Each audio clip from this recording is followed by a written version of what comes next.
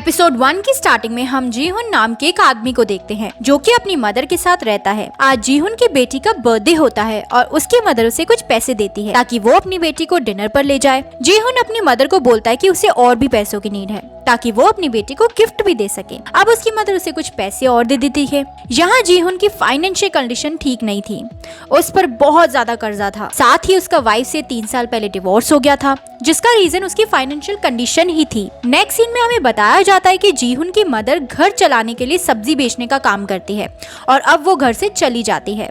उनके जाने के बाद जीहुन उनका एटीएम छुपके से निकाल लेता है और वो भी घर से चला जाता है। जीहुन एटीएम से पैसे निकालने की कोशिश करता है लेकिन उसकी मदर ने एटीएम का पिन चेंज कर दिया था, जहाँ वो अपनी बेटी का बर्थडे डेट डालता है जो उसके लिए लकी होता है और वो पैसे निकाल देता है। इसके बाद वो जुआ खेलने के लिए चला जाता है। पहले तो वो सारे पैसे हार जाता है लेकिन बाद में वो 2,80,000 रुपए जीत जाता है। जीहुन खुश होकर रिसेप्शनिस्ट को 10,000 वॉन की टिप देकर बाहर चला जाता है। बाहर जीहुन को कुछ गुंडे दिखाई देते हैं जो जीहुन से अपने पैसे लेने आए थे। जीहुन उनसे बचकर भागता है, तभी वो एक लड़की से टकरा जाता है और बाथरूम में जाकर छुप जाता है। अब वो गुंडे और उनका बॉस जीहुन के पास आ जाते हैं और वो उनको पैसे देने लगता है। तभी वो देखता है कि उसके पैसे चोरी हो गए हैं और अब उसे लगता है कि जिस लड़की से वो भागते वक्त टकरा गया था उसने उसके पैसे निकाल लिए होंगे। वो आदमी जीहुन को मारकर उसे पैसे मांगता है। अब जीहुन उसे 1 महीने का टाइम और मांगता है जिस पर वो आदमी मान जाता है और एक एग्रीमेंट पे उसके साइन करवाता है जिस पे लिखा होता है कि अगर वो पैसे नहीं दे पाया तो वो उसके बॉडी पार्ट्स को सेल करके पैसे वसूल कर लेगा। वो आदमी वहाँ से चला जाता है। इसके बाद जीहुन रिसेप्शनिस्ट से वापस अपने पैसे ले लेता है जो कि कुछ टाइम पहले ही उसको टिप में दिए थे क्योंकि उसे अपनी बेटी को डिनर कराना था और एक गिफ्ट भी देना था। अब जीहुन एक टॉय शॉप पर जाकर एक गेम्स में टॉय जीतने के लिए ट्राई कर रहा था लेकिन वो हमेशा की तरह हार रहा था। तभी एक छोटा लड़का उसके पास आकर उसकी हेल्प करने के लिए कहता है जिस पर जीहुन अग्री हो जाता है। अब वो लड़का ट्राई करते हुए एक गिफ्ट को जीत लेता है जिससे वो दोनों बहुत खुश हो जाते हैं। इसके बाद जीहुन अपनी बेटी को डिनर पर ले जाता है जहां उसकी बेटी कहती है कि उसके स्टेप डैड उसे बहुत बड़े रेस्टोरेंट में लेकर गए थे लेकिन उसे जीहुन के साथ ही अच्छा लगता है।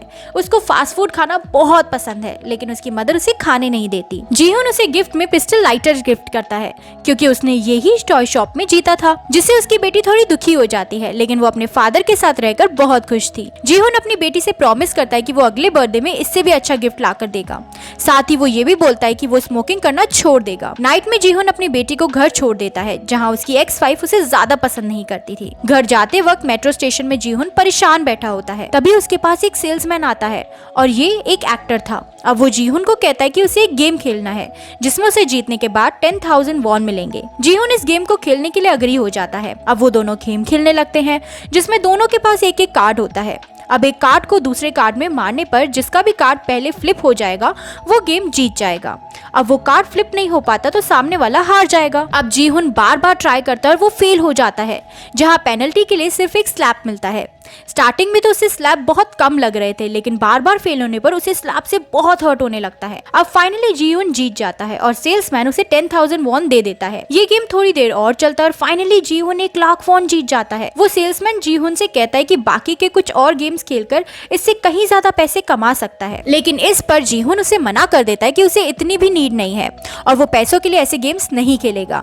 बट वो सेल्समैन उसे एक कार्ड देकर वहाँ से चला जाता है। उसे ये कहना था कि वो सब कुछ जानता है और इस गेम के अंदर बहुत कम सीट बची हुई है। अब घर जाते वक्त जीहुन एक लेडी से मिलता है जो उसकी मदर की फ्रेंड थी और उसका बेटा भी जीहुन का एक अच्छा फ्रेंड था। वो उसे यहाँ फिश लेने के लिए आया था। जीहुन से बात करते हुए वो लेडी उसे बताती है कि उसका बेटा सैंगवू फॉरेन ट्रिप पर गया है और उसका भी प्रमोशन हो गया है और वो अपनी लाइफ में अच्छे से कमा भी रहा है। जीहुन उसकी बात से खुश होता है और बोलता है कि उसे इस बात की बहुत खुशी है। सैंगवू स्टार्टिंग में से ही ब्रिलियंट स्टूडेंट था और स्मार्ट भी था। अब जीहुन रास्ते में आते वक्त एक कैट को थोड़ी सी फिश देता है जिससे पता चलता है कि वो बहुत काइंड था। अब डिनर करते टाइम वो अपनी माँ को घर का खर्चे के लिए थोड़े से पैसे दे देता है और तभी उसकी माँ उसे बताती है कि उसकी बेटी के स्टेप डैड को प्रमोशन मिला है और वो यूएस शिफ्ट होने वाला है। उसकी माँ कहती है कि उसे अपनी बेटी को वापस ले लेना चाहिए क्योंकि अगर वो उससे दूर चली गई तो वो कभी भी जीहुन से नहीं मिल पाएगी।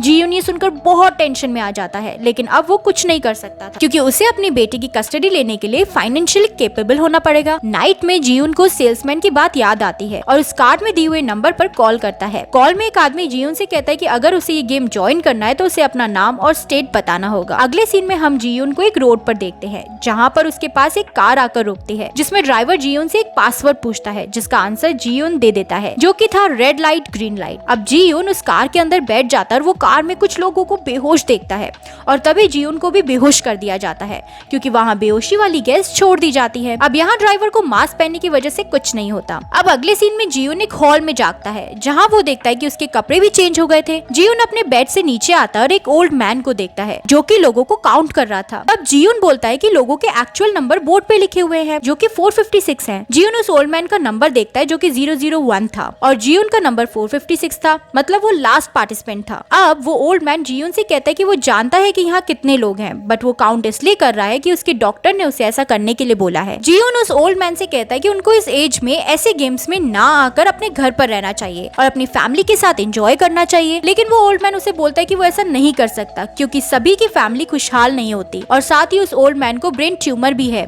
जो कि धीरे धीरे इंक्रीज हो रहा है और उसके पास ज्यादा टाइम भी नहीं है। दूसरी तरफ हॉल में एक प्लेयर 101 दूसरे प्लेयर 067 को परेशान कर रहा होता है और बोलता है कि वो पहले उसके लिए काम किया करती थी, अब वो यहाँ क्या कर रही है। प्लेयर 067 कहती है कि उसे फ्रीडम चाहिए, अब वो किसी के लिए भी काम नहीं करना चाहती। प्लेयर 101 उस लड़की को पीटने लगता है और जीयून उसे पहचान लेता है कि ये वही लड़की है जिसने उसके पैसे चुराए थे। मतलब स्टार्टिंग में जो लड़की जीयून से टकरा गई थी, जीयून जाकर उस लड़की से पैसे मांगता है। प्लेयर 101 भी जीयून से बहस करता है। तभी हॉल में मेन गेट ओपन हो जाता है जिससे सभी लोग वहाँ देखने लगते हैं। अब मेन गेट से कुछ मास्क पहने वाले आदमी आते हैं और उनमें से एक सभी प्लेयर को वेलकम करता है। वो मास्क पहना हुआ आदमी सभी को गेम्स के बारे में कुछ बताता है। उनको गेम्स खेलने हैं, जो लोग इस गेम को जीत जाएंगे उसे पैसे मिलने वाले हैं। सभी प्लेयर्स उनसे क्वेश्चन करते हैं कि वो पैसे क्यों दे रहे हैं। तभी वहाँ की स्क्रीन पर वहाँ पर आए अलग अलग लोगों की वीडियोस प्ले होने लगती है। उस वीडियो में वो सारे प्लेयर्स उस सेल्समैन के साथ वो गेम खेल रहे थे जो कि जीयू ने स्टेशन में खेला था। अब यहाँ मास्क पहना पर्सन एक एक करके उन प्लेयर्स के बारे में बताने लगता है कि वो कौन है और उन पर कितना कर्जा है। इसे सुनकर सभी लोग शॉक्ड हो जाते हैं। यहाँ पर जो 456 लोग थे इन सभी पर कुछ कर्जा था। फाइनली वो मास्क पहना हुआ आदमी उस गेम की विनिंग प्राइज दिखाता है जो कि एक बड़ा सा कंटेनर था और उसमें भरा जाने वाला अमाउंट फर्स्ट गेम के बाद बताया जाएगा, जिसके बारे में भी आगे और अच्छे से बताया जाने वाला था। अब वो मास्क पहना हुआ आदमी उनसे बोलता है कि वो फ्री माइंड से गेम को एक्सेप्ट करेंगे और उन्हें एक एग्रीमेंट साइन करना होगा। सभी लोग एग्रीमेंट साइन करते हैं और एग्रीमेंट में सिर्फ 3 बातें लिखी होती है। पहला कि कोई गेम को नहीं छोड़ सकता, दूसरा अगर किसी प्लेयर को गेम नहीं खेलना है तो वो एलिमिनेट हो जाएगा और तीसरा मेजोरिटी की बात रखी जाएगी। मींस सभी प्लेयर्स किसी इशू पर वोट करेंगे और यहाँ पर ज्यादा वोट होंगे वो बात मानी जाएगी। और यहाँ सभी लोगों के फोटोज को क्लिक करके गेम स्टार्ट हो जाता है। उन लोगों को एक पजल जैसे घर से होते हुए एक प्लेग्राउंड में लाया जाता है। ग्राउंड में जीयून को सांगवू मिलता है। जीयून उससे पूछता है कि वो यहाँ पर क्या कर रहा है, वो तो फॉरेन ट्रिप पर गया था, जिस पर सांगवू खास जवाब नहीं देता। दूसरी तरफ हम कंट्रोल रूम को देखते हैं जहाँ पर सभी प्लेयर्स पर नजर रखी जा रही थी। सभी के पिक्चर्स को अलग अलग ब्रिक्स पर रखा गया था और वहाँ एक ब्लैक मास्क पर्सन सभी को सुपरवाइज कर रहा था। अब वो मास्क पर्सन एक रूम में जाता है जहाँ पर लैंडलाइन पर एक कॉल आता है जिसको मास्क पहना हुआ पर्सन अटेंड करता है और बोलता है कि पहला गेम स्टार्ट हो चुका है और अब वो टीवी के सामने जाकर गेम को लाइव देखने लगता है। अब नेक्स्ट सीन में एक ग्राउंड दिखाया जाता है जहाँ एक बड़ी सी डॉल का रोबोट दिखाया जाता है और वहाँ गेम 1 के बारे में सबको बताया जाता है। गेम 1 का नाम था रेड लाइट ग्रीन लाइट, जो कि इस एपिसोड का नाम भी है और ये जीयून के लिए पासवर्ड भी था। यहाँ बताया गया था कि ये सारे गेम्स कोरिया में खेले जाते हैं और उन्हीं के ऊपर ये सीरीज बनाई गई है। अब यहाँ गेम में वो रोबोट थी जो बोलेगी रेड लाइट ग्रीन लाइट, मतलब सबको रेड लाइट में रुकना है और ग्रीन लाइट में आगे जाना है और ऐसा करते करते उनको टाइमर से पहले बॉर्डर लाइन को क्रॉस करना होगा और वो पहला गेम जीत जाएंगे। टाइमर स्टार्ट हो जाता है और गेम भी स्टार्ट होने लगता है। अब वो रोबोट ग्रीन लाइट बोलती है तो सभी लोग चलने लगते हैं। ये गेम सभी को फन लग रहा था। अब वो लोग मस्ती करते हुए धीरे धीरे आगे बढ़ते हैं। अब वो रोबोट रेड लाइट बोलती है और सभी लोग रुक जाते हैं, लेकिन एक लड़का थोड़ा सा मूवमेंट कर देता है और फायर की आवाज आती है जिससे वो लड़का वहीं गिर जाता है। अगली ग्रीन लाइट में दूसरा लड़का उस गिरे हुए लड़के के पास आता है जो कि ये देखता है कि उस लड़के को गोली लगी होती है और वो मर चुका होता है। ये देखकर वो लड़का भागने लगता है। अब तक रेड लाइट हो चुकी थी और उस लड़के को भी गोली मार दी जाती है। ये देखकर वहाँ पर अफरा तफरी मच जाती है और बहुत सारे लोगों को शूट करके मार दिया जाता है। अब तक बचे हुए लोग समझ गए थे कि ये गेम इतना सिंपल नहीं है। अब वो लोग संभल संभल कर आगे बढ़ जाते हैं और गलती करने पर लोगों को शूट कर दिया जाता है और उस जगह पर बहुत सारे स्निपर्स लगे हुए थे। एक जगह पर जीहुन गिरने ही वाला होता है पर उसे दूसरा प्लेयर बचा लेता है और धीरे धीरे वो दोनों टाइमर के खत्म होने से पहले ही उस बॉर्डर लाइन को क्रॉस कर देते हैं। अब ग्राउंड में बचे हुए लोग जिन्होंने टाइमर से पहले लाइन क्रॉस नहीं की थी उन्हें शूट करके मार दिया जाता है और एपिसोड 1 यही ही खत्म हो जाता है।